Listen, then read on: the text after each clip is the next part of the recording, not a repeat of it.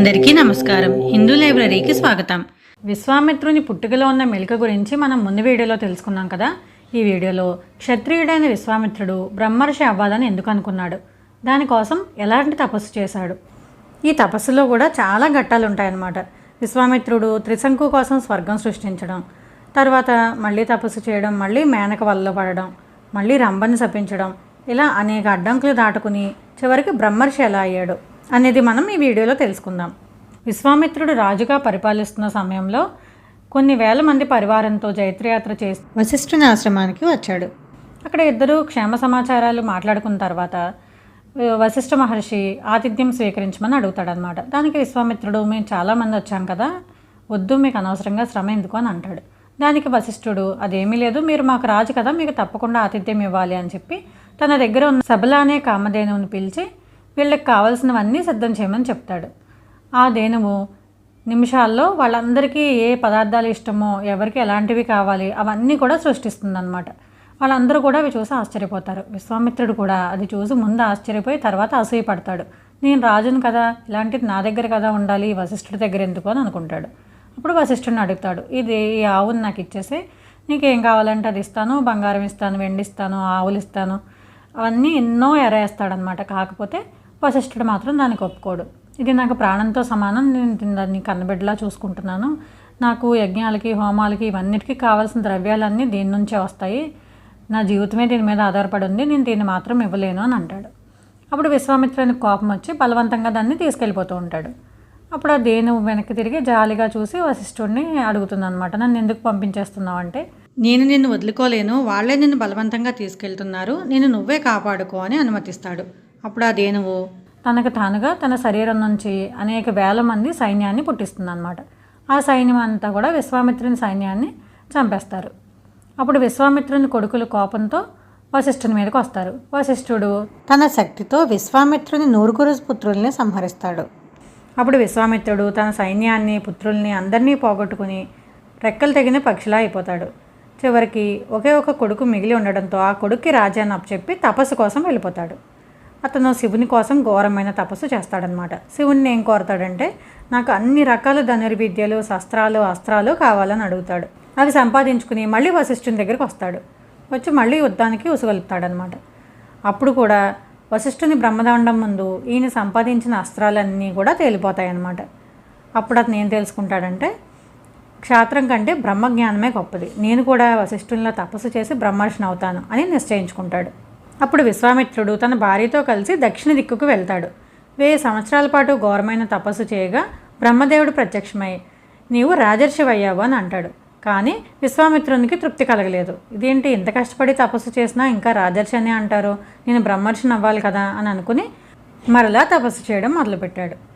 ఇంతలో ఇక్ష్వాకు వంశానికి చెందిన త్రిశంకు అనే రాజుకు శరీరంతో స్వర్గానికి వెళ్లాలనే కోరిక కలిగింది. అతను ఆస్థాన పురోహితుడైన వశిష్ఠుడిని అడిగాడు. కానీ వశిష్ఠుడు ఇది సరికాదు అని చెప్పాడు. అప్పుడు అతను వశిష్ఠుని 100 కుమారుల దగ్గరకు వెళ్ళి అడుగుతాడనమాట.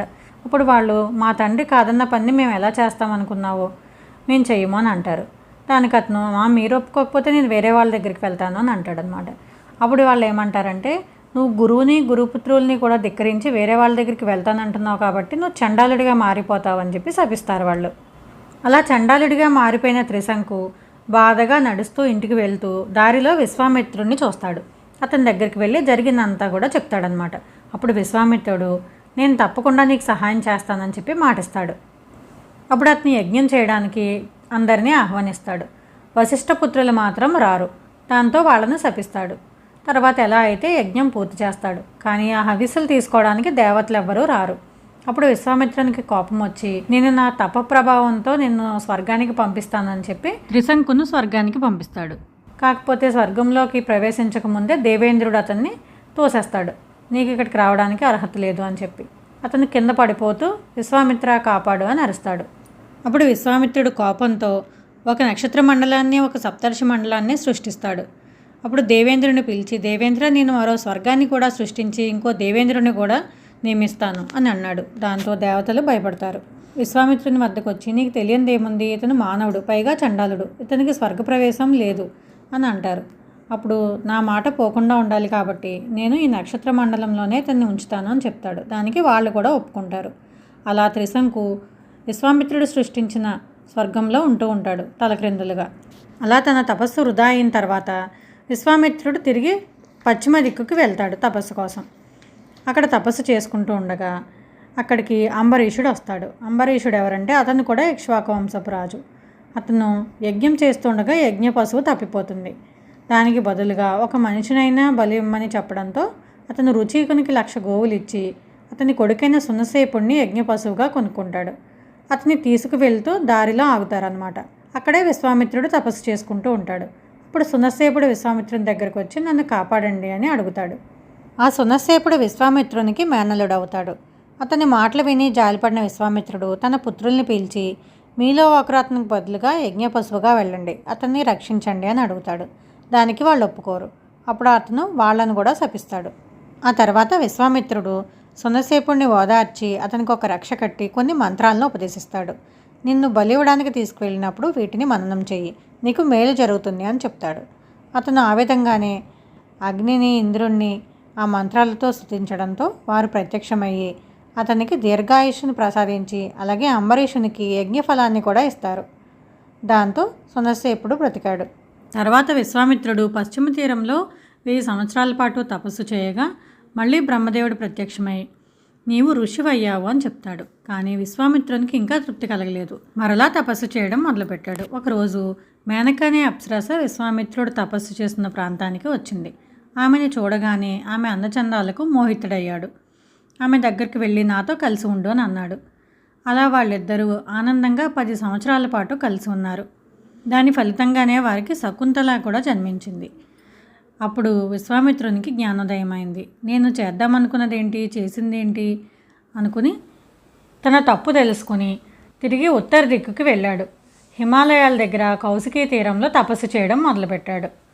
అక్కడ 1000 సంవత్సరాల పాటు తపస్సు చేయగా బ్రహ్మదేవుడు ప్రత్యక్షమై నీవు మహర్షివయ్యావు అని చెప్తాడు.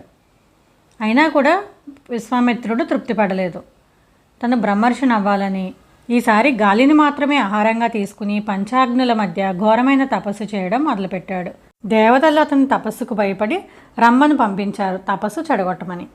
రంభ ఆటపాటలతో విశ్వామిత్రుడిని ఆకర్షించడానికి ప్రయత్నించింది. రంభను చూసి మొదట్లో చలించిన వెంటనే తెలివి తెచ్చుకుని ఈమె నా తపస్సు పాడు చేయడానికే వచ్చింది, దేవతలే పంపించారు అని తెలుసుకుని వెంటనే ఆమెను శపిస్తాడనమాట. నీ అందచందాలతో నన్ను ప్రలోభ పెట్టాలని చూసావు కాబట్టి 10,000 సంవత్సరాల పాటు సిలువై ఉండు అని శపిస్తాడు. ఆ తర్వాత మళ్ళీ అయ్యో కోపం వల్ల నా తపశక్తి అంతా వృధా చేసుకున్నానే, అనవసరంగా ఆమెను శపించాను అని బాధపడతాడు.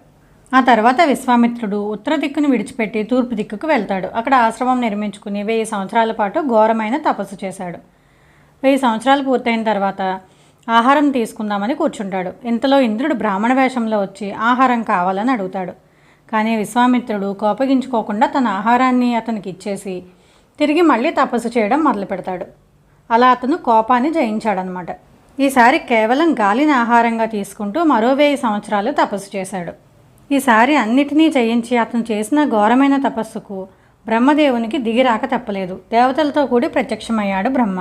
ఓ విశ్వామిత్ర, నీవు బ్రహ్మర్షివైనావు అని చెప్పి అనుగ్రహించాడు. ఓ బ్రహ్మదేవ, చివరికి నన్ను బ్రహ్మర్షిగా అంగీకరించారు. అలాగే వశిష్ఠుడు కూడా నన్ను బ్రహ్మర్షిగా అంగీకరించినప్పుడే నేను పూర్తిగా సంతృప్తి చెందుతాను అని అన్నాడు. అప్పుడు దేవతల కోరిక మేరకు వశిష్ఠుడు కూడా అక్కడికి వచ్చి మనస్ఫూర్తిగా విశ్వామిత్రుడిని బ్రహ్మర్షిగా అంగీకరిస్తాడు. అలా విశ్వామిత్రుడు ఎన్నో వ్యయప్రయాసాలకు వచ్చి తన తపస్సును పూర్తి చేసి బ్రహ్మర్షి అయినాడు. విశ్వామిత్రుడు రామలక్ష్మణులను మిథిలా నగరానికి తీసుకువెళ్ళినప్పుడు జనక మహారాజు పురోహితుడు మరియు గౌతముడు అహల్యల కుమారుడైన శతానంద మహర్షి విశ్వామిత్రుని గొప్పతనాన్ని తెలుపుతూ ఈ వృత్తాంతమంతా కూడా రామలక్ష్మణులకు వివరిస్తాడు. విన్నారు కదా, విశ్వామిత్రుడు బ్రహ్మర్షి అవ్వాలనుకోవడానికి కారణం ఏంటి, అతను బ్రహ్మర్షి అవ్వడానికి ఎన్ని వ్యయప్రయాసాలకు వచ్చి తపస్సు చేశాడు అనేది. విశ్వామిత్రుని పుట్టుకలో మెలిక కూడా తెలుసుకోవాలనుకుంటే టైటిల్ కింద ఇచ్చిన దీని రిలేటెడ్ వీడియో కూడా చూడండి. వీడియో నచ్చితే లైక్ చేసి తప్పకుండా కామెంట్ చేయండి. మరో ఆసక్తికరమైన వీడియోతో మళ్ళీ కలుద్దాం. సర్వే జనా సుఖినో భవంతు.